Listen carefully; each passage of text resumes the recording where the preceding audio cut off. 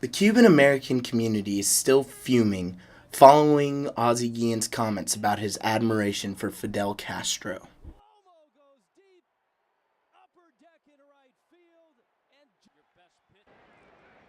Venezuelan-born Guillen is a manager of the Miami Marlins baseball team.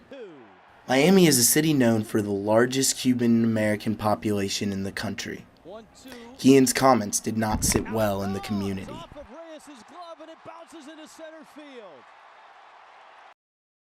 Earlier this month, Guillen told Time magazine that he admired Fidel Castro and that he was impressed with how long the dictator stayed in power. This is not the first time Guillen has gone on record about his feelings for Fidel Castro. Back in 2008, Guillen made similar comments, saying that he thought the dictator was a bull and that he loved how everybody rolls out the red carpet for him. Following his comments about his admiration for Fidel Castro, Marlins manager Ozzie Guillen was suspended for 5 games, a suspension which many believe is way too lenient. Marcos Marchena, a lawyer in Orlando, Florida, and a Cuban exile, says that the Cuban-American community needs to do a better job of educating the general public about Castro's tyranny. It's obvious that even after 50 some odd years, the general public doesn't understand the level of brutality that Castro's regime has imposed upon the Cuban people.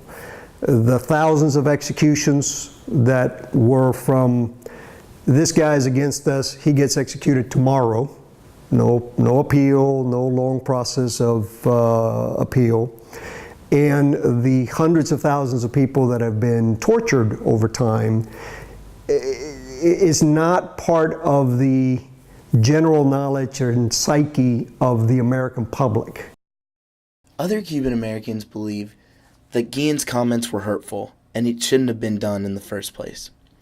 Orlando Sentinel sports writer George Diaz said that the comments were painful and it was hard for him to listen in the first place. As a Cuban-American, someone who was born in Cuba, came when I was 4 years old, it wasn't so much my pain as it was my parents' pain, and I saw them suffer for the sins of Fidel Castro.